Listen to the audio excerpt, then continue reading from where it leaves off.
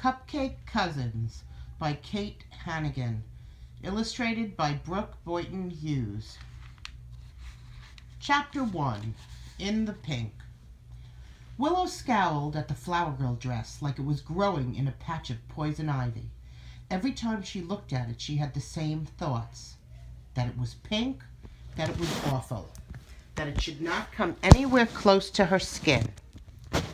"You must be so excited for Aunt Rosie's wedding," her mom said as she stuffed more clothes into an already overflowing suitcase. Willow was sitting on her parents' bed in a silent standoff with the pink gown.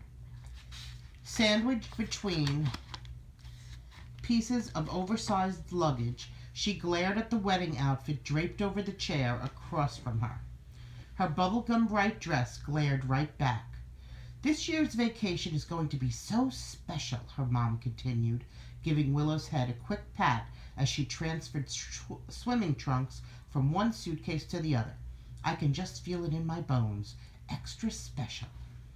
Willow loved her Aunt Rosie, and she loved their summer vacations to Michigan. But the thought of having to be a flower girl and wear that awful pink gown made her skin break out in blotchy hives. "And Delia will look so adorable in her dress, too," her mother added with a pause that Willow considered a bit dramatic. "Just thinking of you girls leading the way down the aisle together." Her voice trailed off. Willow imagined her cousin Delia in the same poofy dress. At least Delia, with her black hair and dark brown skin, could wear the color. But pink clothes on freckle-faced, copper-haired Willow made her look sunburned. And even if they could dye those frilly gowns green, nothing would change how babyish they were. "Preschoolers would look better in these baby dresses than 2 fourth graders, Delia had grumbled when they talked on the phone. 4th grade flower girls. It was too much for Willow to bear. Maybe Aunt Rosie thought the gowns came packaged with the cute little toddlers in the catalog pictures.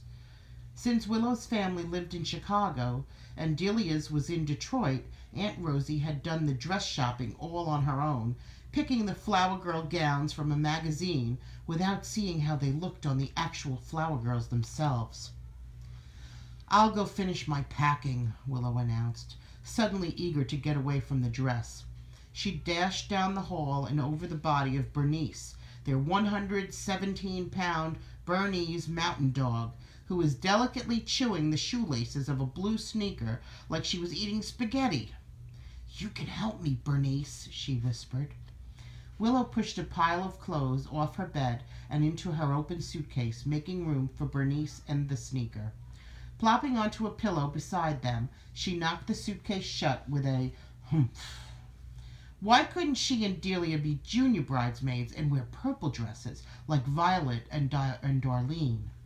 Their sisters were only a few years older, but they were being treated like big shots, while Willow and Delia were stuck with frilly princess gowns, neon pink shoes that could be seen from outer space, and flowery baskets for tossing rose petals. "And Willow," her mom called down the hall, "bring me your pink ballet flats and that sweet little rosebud basket. They're the last things on my checklist for the wedding." Willow's mom was a school librarian, which meant she thrived on order, and it meant she was never without a checklist. "I don't mean to rub it in," chuckled Violet, who was standing in Willow's doorway now and clearly rubbing it in, "but your dress is pink like a dog's tongue. No offense to Bernice." Bernice raised a furry black ear in Willow's direction, as if she couldn't believe the things Violet said these days either. Then, letting the slobbery sneaker drop, Bernice licked Willow's knee, and they both stared across at Violet until she got the hint to leave. "Well, I'm out of here," Violet announced, snapping her gum and heading down the hallway to deposit her gown with their mom. "Hurry up and finish packing, by the way. Dad is already loading the car." Willow tried not to focus on the bubble gum Violet was chewing, but it was hard to miss. Blindingly pink, just like the flower girl dresses. She and Delia had been fighting the gowns since July, when they had arrived in the mail. "No way, never, they had repeated. They'd already considered putting the dresses in the washing machine to shrink them so they wouldn't fit, or leaving them outside to bake in the hot sun so the color might fade. They'd even plotted sending them to zoo camp with Delia and letting the penguins use them for nests. But their moms had told them the same thing every time, that this was Aunt Rosie's wedding, so Aunt Rosie was the boss. When you get married, girls, then you get to make all the decisions. Get married? That thought made Willow itchy all over again. I'm still waiting, Willow, her mom called again from the suitcases. I want to check those things off of my list. Willow wished she could feed that checklist to Bernice. Flopping onto her stomach and sliding underneath the bed all the way to the back corner, Willow dug out the neon pink wedding shoes. I'll surrender these, she told Bernice, but I draw the line at the goofy basket. Willow tossed the wedding shoes onto her mom's bed next to Violet's purple gown and bounced her suitcase down the stairs. Then she gathered up the last of her vacation essentials, her tattered notebook full of recipes, her favorite blue sun hat, and a lucky penny, and tucked them into her polka-dotted messenger bag. Throwing the strap over her shoulder, she headed with Bernice for the car. Now give it back, Violet was saying as Willow climbed into the back seat between her sister and their little brother, Sweet William. I said you could wear my medal for a minute, and that's what I meant. 60 seconds.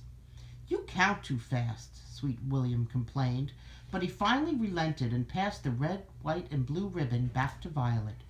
A gold medal the size of a pancake dangled in front of Willow's face for a few moments as it transferred from her brother's pudgy hand to her sister's long and graceful one. Why are you bringing your swimming medals to the beach house? Willow asked, trying to hide her annoyance. She had been looking forward to a vacation from her sister's latest triumphs.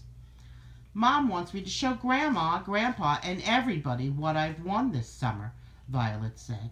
Then she added, I'm only bringing a few, since it would take practically a whole suitcase to carry all of them. Willow reached into her bag and pulled out the lucky penny. It suddenly looked very small. What you got there, Willow? Asked Sweet William, wriggling into his booster seat and hooking the straps. It's called a wheat penny, she said. I picked it up off the sidewalk by the dojo just before karate class yesterday. I think it's extra lucky.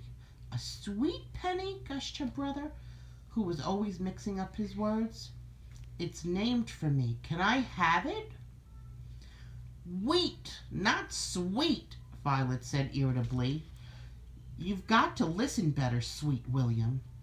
Willow patiently ran her finger over the etching on the face of the copper coin to help him understand. This penny has stalks of wheat on it. It's really rare, so I think that makes it really lucky, too. The back hatch to the station wagon was open, and their parents were hovering behind them, arranging the suitcases and the plastic bags that held all the wedding outfits. Willow rubbed the lucky wheat penny with her thumb and made a wish that Bernice would gnaw an enormous hole in her flower girl gown during the 2-hour drive to Michigan. Pennies are basically worthless, declared Violet, who, as a 6th grader, was starting middle school and therefore always setting Willow straight. And would you please strap in? We can't head for Saugatuck until you've clicked. Saugatuck. Willow looked out the window as the car pulled away from the curb and imagined they were already there, beneath the thick canopy of trees and gazing back across Lake Michigan toward Chicago. She loved everything about the place, even how the name sounded on her tongue. Saugatuck. The word itself was summertime. Cousins and grandparents, aunts and uncles, everybody sleeping all together in the old white house called Whispering Pines. They'd been renting there for so many summers that even the owner, Henry Rickles, was like family. In her mind, Willow made her own checklist of how she would spend the week with Delia. Picking peaches at the orchards, boogie boarding in the lake, catching fireflies in the moonlight. And just like last summer, they'd make pancakes every morning and desserts every night, side by side with Delia in the Whispering Pines kitchen. That was probably her favorite place to be.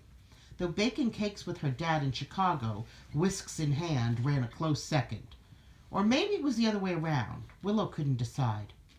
"Great whoopie pies yesterday, Willow," her dad said, grinning and readjusting the rearview mirror so he could see her in the back seat. "That buttermilk trick worked, didn't it?" "It was amazing," Willow agreed. "How did you know that mixing lemon juice and milk would be a good thing?" Willow's mom said she had never heard of using sour milk in place of buttermilk in a recipe. But then again, your dad would know. He's the family chef around here. "Willow, too," he said with a wink. "We both are. She knows about as much as I do by now." Willow grinned, turning that thought around in her head. Chef Willow Sweeney. She winked back at her dad in the mirror, careful not to whisper the words out loud. If she did, she'd never hear the end of it from Violet. "I hope she knows not to add peppermint extract to the scrambled eggs anymore," Violet announced, shuddering at the memory. "That was a hard lesson for all of us." Willow gazed out the window at the passing billboards. "You never know how something will turn out until you give it a try," she said softly. "Well, try again on that yellow cake you baked last week. Did anyone taste that thing?" Violet made a gagging sound and dropped her head to the side like she was dying. "Oh, dreadful!" Willow did her best to ignore her older sister again. But lately, Violet and her comments were getting harder to brush off. Willow sank lower in her seat, fighting the urge to climb into the very back and ride all the way to Saugatuck with Bernice. And here's a recipe for Willow Sweeney's practically perfect whoopie pies. Perhaps you might want to try to make these. Let me know how they are.